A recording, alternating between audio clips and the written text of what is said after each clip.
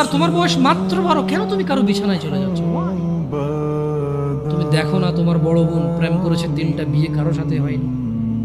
শিক্ষা নাও ওখান থেকে।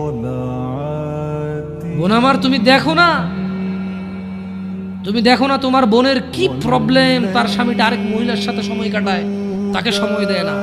তুমি যে আরেকজন পুরুষের সাথে সময় দিচ্ছ, ওরও তো স্ত্রী আছে। তোমার বোনের ফ্যামিলির প্রবলেম তো তুমি যার সাথে সময় দাও তারও ফ্যামিলির প্রবলেম।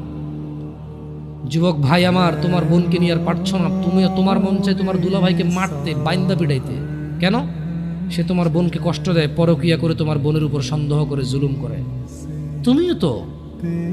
তুমিও তো কারো দুলাভাই, তুমিও তো আরেক মহিলার সাথে সময় কাটাও, তোমার বউকে সময় দাও, জুলুম করো।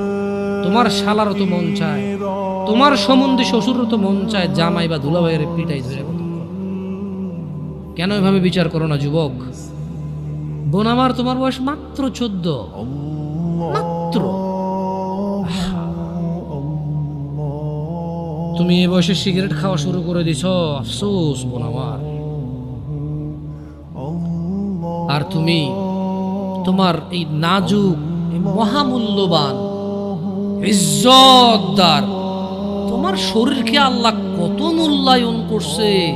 তুমি জাহান্নামে গেলে তোমার বাপ জাহান্নামে যাবে, ভাবা যায়? মানে তুমি তোমার বাপের কান, তুমি তোমার ভাইয়ের কান, তুমি তোমার স্বামীর কান, ওরা হলো মাথা। আচ্ছা, তুমি হলা মাথা, ওরা হলো কান। তুমি হলা মাথা, ওরা হলো কান। তোমাকে আল্লাহ কত মূল্য দিছে। কারো মাথার মধ্যে যদি কেউ বাড়ি দেও, কি বাঁচবে? বাঁচবে না। যত বড় ডাক্তার, কবিরাজ, যত উন্নত চিকিৎসায় নিয়ে যাক, যদি ওর মাথা ফেটে চৌচির করে দেয়, মস্তিষ্ক বেরিয়ে যায়, ওর বাঁচার চান্সেস কতটুকু আছে, কতক্ষণ আছে? তোমাকে, তোমার এই ছোট্ট 3.5 হাত বডিকে আল্লাহ কত ইজ্জত দিছে, কত সম্মান দিছে। যদি কেউ তোমাকে জোর করে জেনা করে, তাকে, সে যদি